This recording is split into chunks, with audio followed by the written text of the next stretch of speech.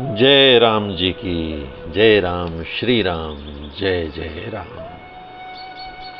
श्री वाल्मीकि रामायण अयोध्या कांड 31वां सर्ग।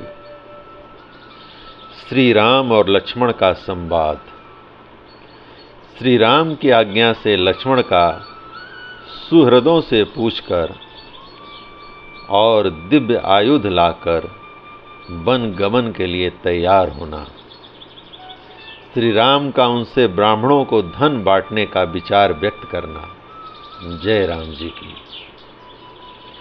जिस समय श्री राम और सीता में बातचीत हो रही थी, लक्ष्मण वहां पहले से ही आ गए थे। उन दोनों का ऐसा संवाद सुनकर उनका मुखमंडल आंसुओं से भीग गया। भाई के विरह का शोक अब उनके लिए भी असहाय हो उठा। रघुकुल को आनंदित करने वाले लक्ष्मण ने ज्येष्ठ भ्राता श्री रामचंद्र जी के दोनों पैर जोर से पकड़ लिए और अत्यंत यशस्विनी सीता तथा महान व्रतधारी श्री रघुनाथ जी से कहा, आर्य,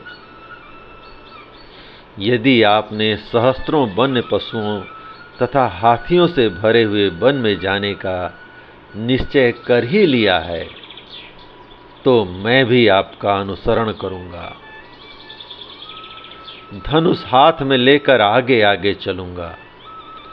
आप मेरे साथ पक्षियों के कलरव और भ्रमर समूहों के गुंजव से गूंजते हुए रमणीय वनों में सब ओर विचरण कीजिएगा। मैं आपके बिना स्वर्ग में जाने, अमर होने तथा संपूर्ण लोगों का ऐश्वर्य प्राप्त करने की भी इच्छा नहीं रखता। वनवास के लिए निश्चित विचार करके ऐसी बात कहने वाले सुमित्रा कुमार लक्ष्मण को श्री रामचंद्र जी ने बहुत से सांत्वनापूर्ण वचनों द्वारा समझाकर जब वन में चलने से मना किया, तब वे फिर बोले, भैया, आपने तो पहले से ही मुझे अपने साथ रहने की आज्ञा दे रखी है, फिर इस समय आप मुझे क्यों रोकते हैं? निष्पाप रघुनंदन, जिस कारण से आपके साथ चलने की इच्छा वाले मुझको आप मना करते हैं, उस कारण को मैं जानना चाहता हूं। मेरे हृदय में इसके लिए बड़ा संशय हो रहा है। ऐसा कहकर धीर वीर लक्ष्मण आगे जाने के लिए तैयार हो भगवान श्री राम के सामने खड़े हो गए और हाथ जोड़कर याचना करने लगे। तब महातेजस्वी श्री राम ने उनसे कहा, लक्ष्मण, तुम मेरे स्नेही, धर्मपरायण, धीर वीर तथा सदा सन्मार्ग में रहने वाले हो। मुझे प्राणों के समान प्रिय हो तथा मेरे बस में रहने वाले आज्ञा पालक और सखा हो। सुमित्रानंदन, यदि आज मेरे साथ तुम भी वन को चल दोगे, तो परम यशस्विनी माता कौशल्या और सुमित्रा की सेवा कौन करेगा? जैसे मेघ पृथ्वी पर जल की वर्षा करता है, उसी प्रकार जो सबकी कामनाएं पूर्ण करते थे, वे महातेजस्वी महाराज दशरथ अब कैकई के प्रेम पास में बंध गए हैं। कैकय राज अश्वपति की पुत्री कैकई महाराज के इस राज्य को पाकर मेरे वियोग के दुख में डूबी हुई अपनी सौतों के साथ अच्छा बर्ताव नहीं करेगी।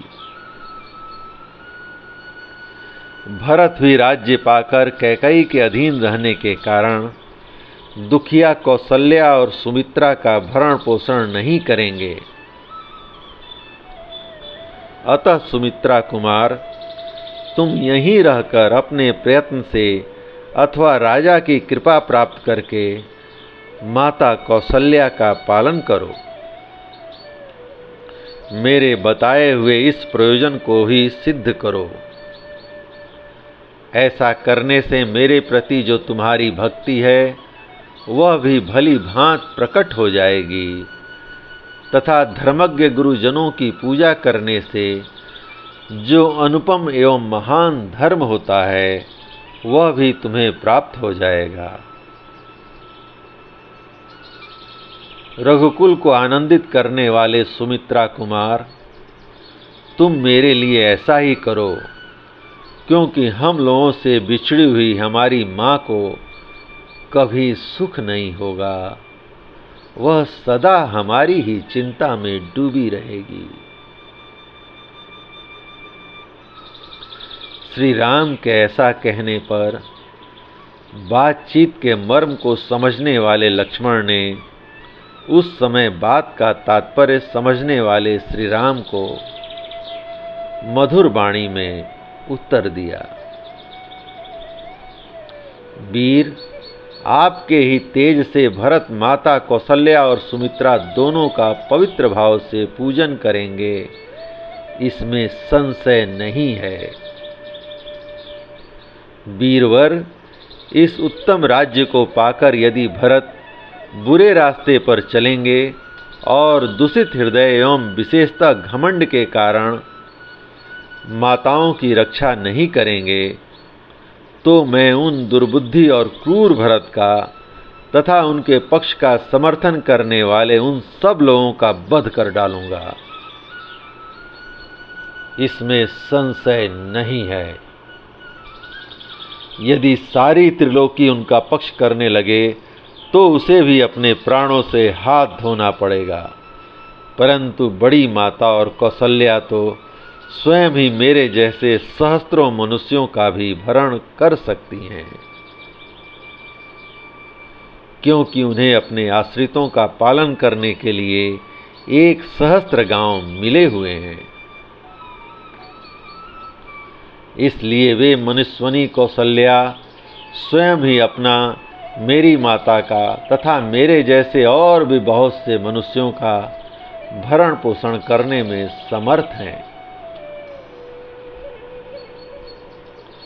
अतः आप मुझको अपना अनुगामी बना लीजिए, इसमें कोई धर्म की हानि नहीं होगी।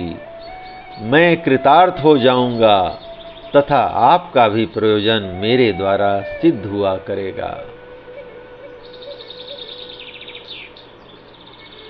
प्रत्यंचा सहित धनुष लेकर खेती और पिटारी लिए आपका रास्ता दिखाता हुआ मैं आपके आगे आगे चलूंगा। प्रत्यंचा सहित धनुष लेकर खंती और पिटारी लिए आपका रास्ता दिखाता हुआ मैं आगे आगे चलूंगा। प्रतिदिन आपके लिए फल मूल लाऊंगा तथा तपस्वी जनों के लिए वन में मिलने वाली तथा अन्यान्य हवन सामग्री जुटाता रहूंगा। आप विदेह कुमारी के साथ पर्वत शिखरों पर भ्रमण करेंगे। वहां आप जागते हों या सोते, मैं हर समय आपके सभी आवश्यक कार्य पूर्ण करूंगा। लक्ष्मण की इस बात से श्री रामचंद्र जी को बड़ी प्रसन्नता हुई और उन्होंने उससे कहा, सुमित्रा नंदन जाओ। माता आदि सभी सुहृदों से मिलकर अपनी वन यात्रा के विषय में पूछ लो, उनकी आज्ञा एवं अनुमति ले लो। लक्ष्मण, राजा जनक के महान यज्ञ में स्वयं महात्मा वरुण ने उन्हें जो देखने में भयंकर 2 दिव्य धनुष दिए थे, साथ ही जो दिव्य अभेद्य कवच, अक्षय बाणों से भरे हुए 2 तरकस तथा सूर्य की भांति निर्मल दीप्ति से दमकते हुए जो 2 सुवर्ण भूषित खड्ग प्रदान किए थे, वे सभी दिव्यास्त्र मिथिला नरेश ने मुझे दहेज में दिए थे।